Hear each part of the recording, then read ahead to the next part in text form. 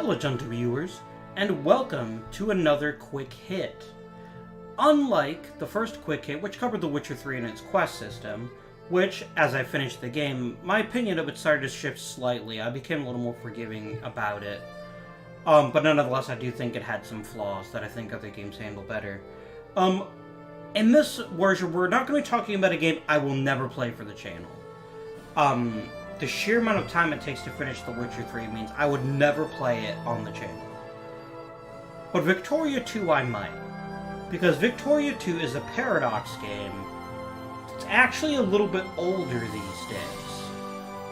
And what I want to talk about Victoria 2 came from the germ of another video I was watching from another YouTuber, Enter Elysium. He was talking about why he was getting a little bit tired of Stellaris because of the changes made in the most recent patch.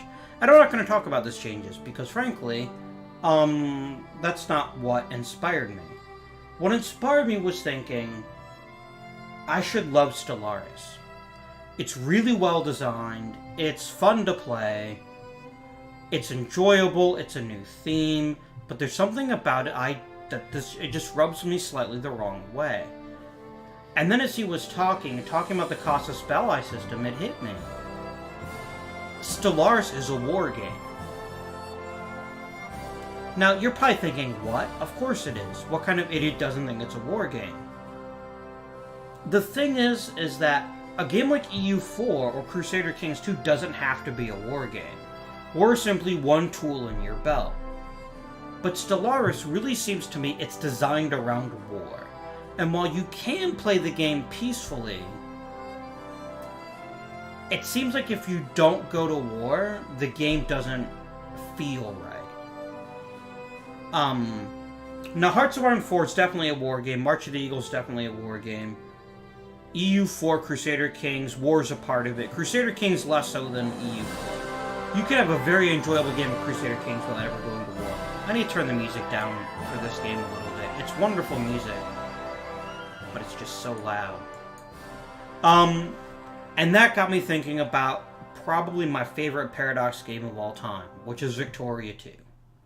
Now, Victoria 2 is a grand strategy game set in the 19th century, between 1836 and 1936. And I love the game. I did a whole bunch of after-action reports about it for the Paradox forums. I did the Heart of Darkness beta. I was a beta tester for Heart of Darkness. You may have read my AAR I did of the Heart of Darkness beta. Victoria 2 is more than anything my favorite Paradox game. And there's lots of reasons for it. But the reason I'm going to focus on now is because it's so good at giving you things to do in peacetime. So let's fire up a little bit of it. Now, the first thing I'm going to warn you. Yes, the game is named Victoria 2. The United Kingdom is pretty much the worst race you could... Sorry, I'm thinking in StarCraft terms for some reason. The worst country you could play as, in my opinion, is the UK. It's just boring. One of the things Victoria doesn't do well is it doesn't handle big empires and big countries very well, which is a bit problematic. But we're just doing this purely for instructional purposes, so I'm going to pick a great power, and we will pick... Let's pick France, because I've never actually played France in Victoria 2. So we're adapting history. So right away, as you look at the game, you're probably going to go, damn, that's ugly. And it's not the most visually engaging game any longer. It used to be a much bigger deal than it is now. But here's what I want to focus on. I want to focus on showing you the heart and soul of Victoria 2. Which was, ironically, partially adopted for... What the hell is it doing? It keeps trying to do it. Oh, movement cost. Okay. Which is something that Stellaris actually borrowed, which is the pop system. Pops are what make Victoria 2 Victoria 2. And there's such a brilliant idea that it kind of makes you wonder, you know... Why haven't other games done it? And there is an extremely simple answer to this question. It's incredibly complex. And the sheer amount of work that went into making the pop system, I imagine, is just mind-blowing. So here's how it works. Every country in the game isn't actually a single nation. It's actually a collection of individual groups of people, populations, or pops for short. And each group is divided by where it's located, its religion, its nationality, what it does for a living, how big it is. These first five categories, are what make a pop a pop. So in other words, we have 1,100 French soldiers in Beauvais, and they're Catholic. But if we look, say, down in Maripasula, which I think is in, like, Africa, maybe, we have animist soldiers who are Amazonian nationality, but they're still part of the French Empire, and we can instantly tell that they aren't ready to assimilate. And this is what every nation in the game is made up of. One of the reasons I picked France is because it reminds me of a book. A very excellent book that anyone wanting to understand 19th century France really ought to read. And it's called Peasants and Frenchmen by Eugen Weber. And in this book, he argues that the peasants of France weren't actually French because they didn't have one identity. If you talk to someone from 1870 France and said, you know, where are you from? I'm from Orléans. No, but where are you from? I'm from this particular district of Orléans. They didn't think of themselves as French. And that doesn't even get into the problems of the languages.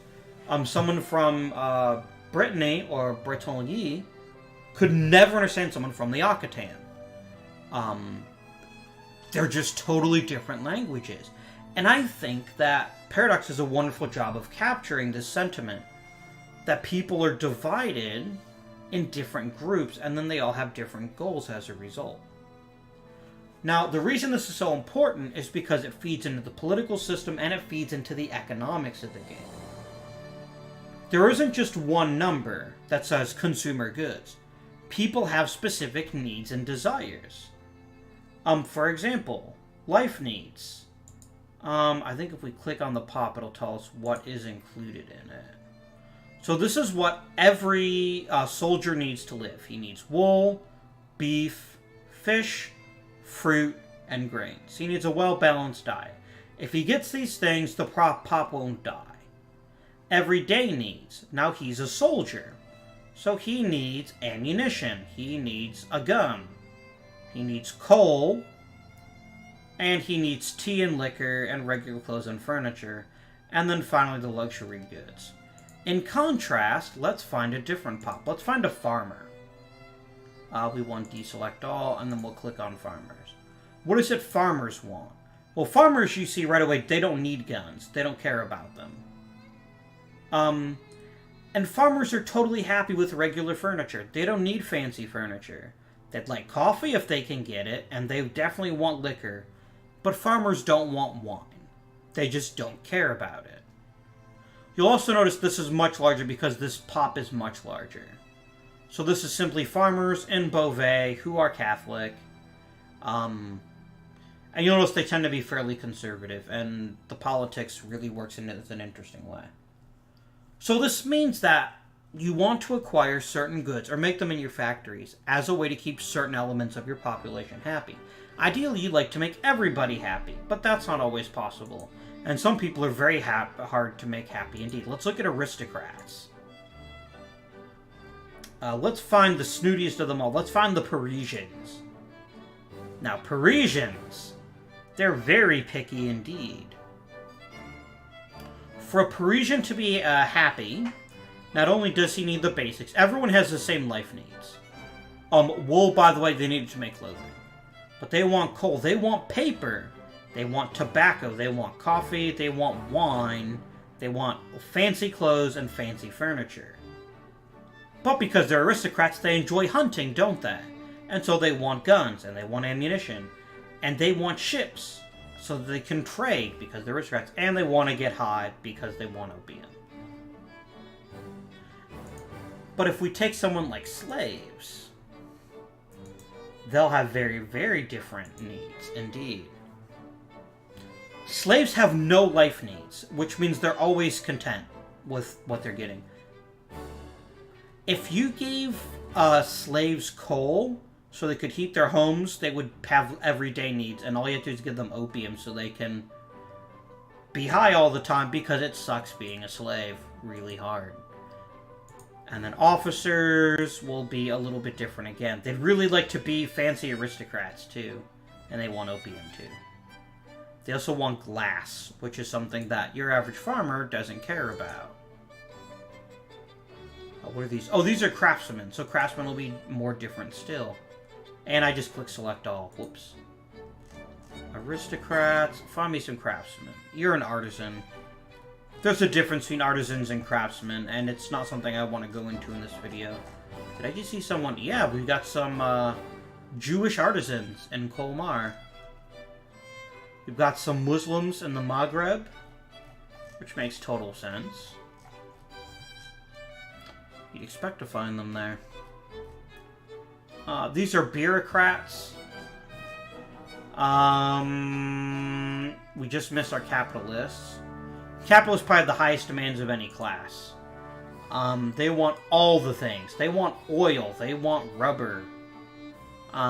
Which are things that are very, very hard to find. Not impossible, very hard. We're clergy. Craftsmen should be coming up next. No, clerks will come up next, then craftsmen. Here we go. Nope, you're a farmer. God damn it. Craftsmen, here we go. So they don't really aspire to much. Paper for them is a luxury. Which basically means reading is a luxury. Tobacco is a luxury. As long as they get their tea, they're okay. And their coal and so forth. I have no idea, by the way, if different nationalities have different desires in Victoria 2. I've never really bothered to find out. And so this is what I love about Victoria 2. And because of this, you have very little direct control over how pops promote or demote. So let's take another look at a pop in a little more detail. So this is saying, so this guy's a craftsman. And they either want to promote, which is work their way up the social ladder, or demote, which is work their way down the social ladder. So, if someone who was a craftsman wanted to change jobs, they'd be most likely to become a clerk. Because clerks are higher paid. This particular pop happens to have high literacy. And we have quite a few clergymen. Clergymen encourage people to be educated, so they really want to become a clerk. And clerks are basically an upgrade to a craftsman, so it makes sense. But if they can't become a clerk, they might want to become a bureaucrat. And if they can't become a bureaucrat, they'd rather be a soldier. And so, you can only change these, how people promote or change, in an indirect way. If I want people to become soldiers, I increase the soldier budget. If I don't want people to become soldiers, I decrease the budget. And you can change budgets in here. If I want more people to become bureaucrats, I can increase the administration budget. If I want more people to become craftsmen, I can use something called a national focus. And I can say, I would like more people in an area to become craftsmen. Like Normandy. So let's use this to encourage craftsmen. And now we need to find all the people in Normandy. Here we go. These are states, by the way. These are individual provinces. And let's look at this farmer in Alençon. What does he want to be when he grows up? Well, he'd really like to be a bureaucrat. He can't be a craftsman because even though there is an encouraged craftsman focus here, there aren't any factories. So since there are no factories, they will never make craftsmen. Which makes perfect sense. Why would someone want to become a craftsman if they can't afford it? If there's nowhere for them to work. And so these are just really interesting aspects of the game, and they all feed back into the pop system. And so this means you can have a wonderful time building factories, setting up technologies, deciding, okay, in this region, I want more farmers, because farmers / miners Oh, sorry, laborers are the other thing there. Oh, there are no laborers in my Normandy.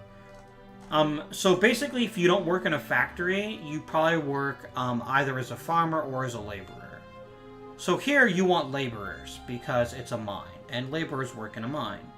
Whereas we're somewhere that's got a farm. Here we go, wheat. For wheat, you'd want farmers. So I wouldn't want to encourage laborers in this state unless I look at other provinces and discover that, hey, oh, the laborers might just come over here and chop wood. You do also have aristocrats working in those, but again, that's a little bit more complexity than I want to get into.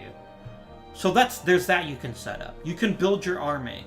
And Victoria 2 is not great at handling large-scale military conflicts, but it's really good at local military conflicts. Really, really good.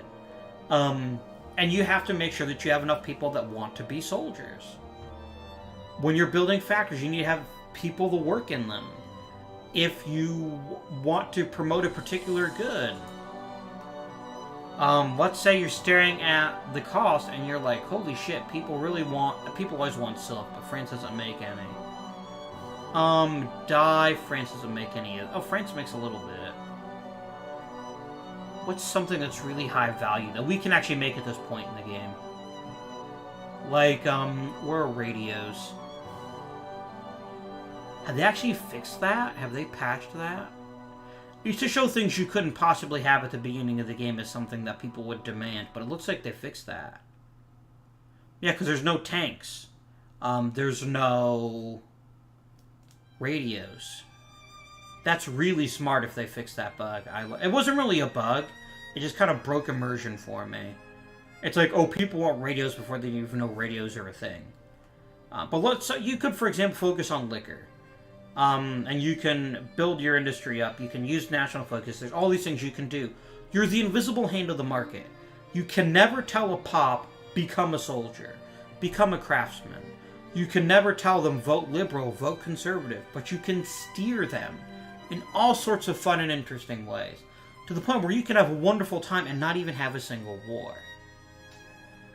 You still control the big picture ideas. You still control diplomacy, and the diplomacy is so good in Victoria 2. It got so good because of the sphere system. But there's so much to do that even if you're not fighting a war, you can still have a wonderful time with the game. That's without even getting in advanced diplomatic stuff like crises, which come later in the game, or great wars, which you can be on the sidelines for and still potentially benefit from. Because it's a real working economy for the goods. And if you make guns and there's a great war, you're going to make a lot of money. So much money because people want guns. And that's one of the reasons I love Victoria 2. It's not a perfect game. And there's other things I would talk about that I don't like quite so much about Victoria 2. And the base game is over 5 years old at this point. But Victoria 2 fills a niche that Stellaris, I think, was meant to fill, but hasn't quite achieved yet. Stellaris is still a game in progress, whereas Victoria 2 is very much a finished game. There's 2 expansions, and actually in like the last 2 years, they released a patch for it, which no one expected, which fixed a couple of things that were bugging people.